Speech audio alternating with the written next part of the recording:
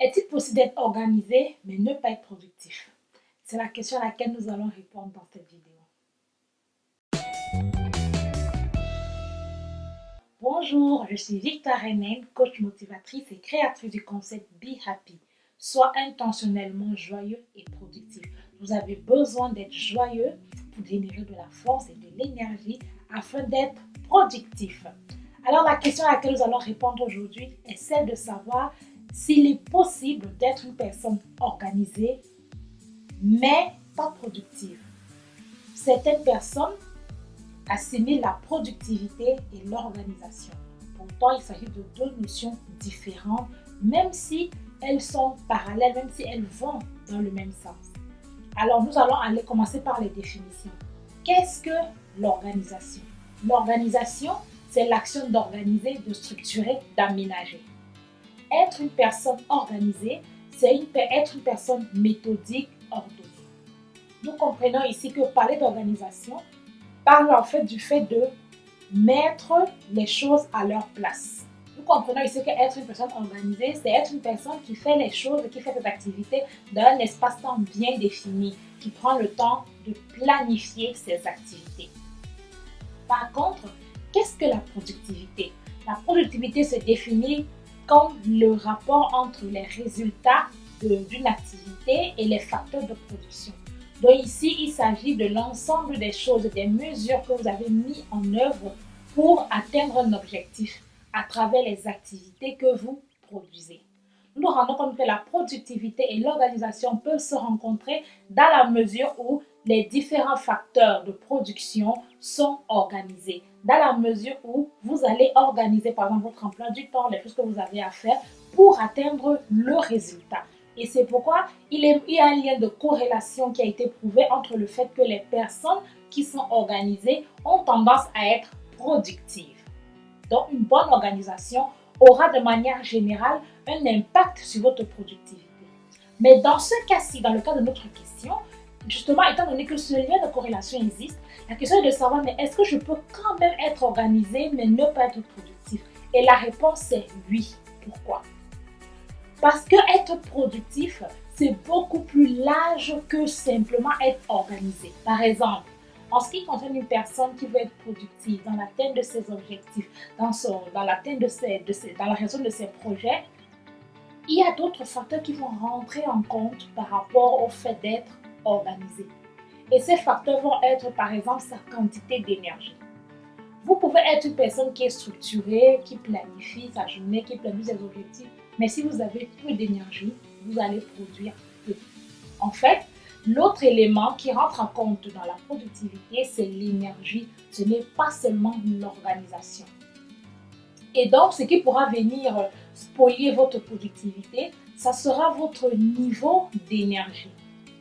Si donc vous êtes une personne qui est tout le temps, par exemple, fatiguée, qui n'est pas au meilleur de sa forme, qui est peut-être, disons, malade, alors vous pouvez être bien organisé, mais vous ne serez pas assez productif. L'autre élément qui peut réduire votre productivité quand bien même vous serez organisé, c'est votre concentration. Si vous êtes déconcentré, le temps que vous allez prendre à une tâche sera beaucoup plus long que le temps que vous aurez effectué pour cette tâche si vous étiez une personne concentrée. Par exemple, une personne qui est concentrée distille ses performances et distille ses capacités. Donc, le temps de se recentrer à nouveau, vous perdez du temps et une tâche qui aurait pu vous prendre 1 heure va vous prendre 1h30, voire 2 heures selon votre degré de déconcentration. Nous voyons bien là que la productivité ici sera réduite parce que voilà, le laps de temps est beaucoup plus long et vous auriez pu faire plus de choses si vous étiez plus focalisé. L'autre élément qui peut jouer sur votre productivité, ce sera le niveau de votre compétence, c'est-à-dire votre maîtrise de ce que vous faites. Plus vous serez compétent, plus vous allez maîtriser la chose et plus vous allez être productif. Plus vous serez expert dans un domaine et forcément, plus vous allez produire que quelqu'un qui est amateur dans ce domaine. Donc, si vous voulez augmenter votre productivité, vous pouvez déjà, par exemple, augmenter vos compétences. Le dernier élément que nous allons aborder qui peut affecter votre productivité, c'est la manière que vous faites les choses, le degré auquel vous vous appliquez. Je m'explique. Une personne qui s'applique à bien faire, à faire au mieux qu'elle peut, aura de meilleurs résultats qu'une personne qui fait les choses à la légère. Nous partons sur la base d'un même degré de compétence. Celle qui va plus s'appliquer et tout va avoir des résultats plus excellents que celle qui va bâcler son travail et qui va faire les choses à la légère. Vous allez peut-être me dire, mais oui, celui qui va prendre plus de temps, celui qui va mettre plus d'accent à être plus excellent va prendre plus de temps que celui qui va bâcler. Ça peut paraître vrai, mais c'est faux. Parce que celui qui bâcle, qui bricole, à la fin, on a un résultat médiocre. Et je pense que la plupart des personnes choisiront un résultat qui a peut-être l'air un tout petit peu en dessous en termes de normes, mais qui est de meilleure qualité et la plus de valeur, qu'une plus grande quantité négligée et bâclée. Au final, c'est celui qui aura travaillé avec excellence, qui aura été plus productif que vous. Si on utilise ça par exemple dans une société de fabrication de pièces et que vous faites des choses à la légère, vous faites beaucoup d'erreurs, vous produisez 25 pièces et qu'à la fin de ces 25 pièces, il y a des fautes, des erreurs sur peut-être des défauts sur peut-être 8 pièces, il ne restera que 25 moins 8, on va faire le calcul mental, 25 moins 8, il y a 17, on n'aura que 17 pièces de bonne qualité. Ok. À côté, votre collègue qui prend le temps de s'appliquer aura produit 20 pièces d'excellente qualité qui seront toutes retenues à la fin de la journée. Qui sera le plus productif?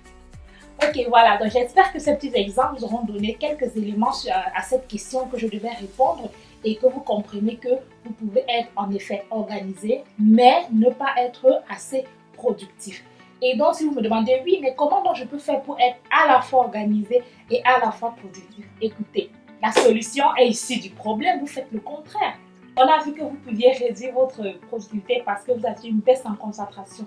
Dans ce niveau, travaillez à améliorer votre concentration. Et pareil pour le point numéro 3, améliorer vos compétences. Si vous vous rendez compte que vous n'êtes pas assez compétent de ce que vous faites, essayez de vous former, d'approfondir vos compétences. Aujourd'hui, on peut le faire même de chez soi. On a tellement de tutos, de formations en ligne que voilà, c'est vraiment, comme l'expression dit, c'est versé dehors. Il y a une foultitude de choses qu'on peut apprendre désormais à partir de son domicile. Et en dernier lieu, si vous vous rendez compte de quelqu'un qui fait des choses à la légère, ressaisissez-vous et forcez-vous à faire des choses avec excellence et à vous appliquer. Et donc à la fin, vous serez à la fois une personne organisée et hyper productive et vous produirez de bons résultats, atteindrez vos objectifs et qui sera content? Tout le monde sera content, autant vous que votre entourage.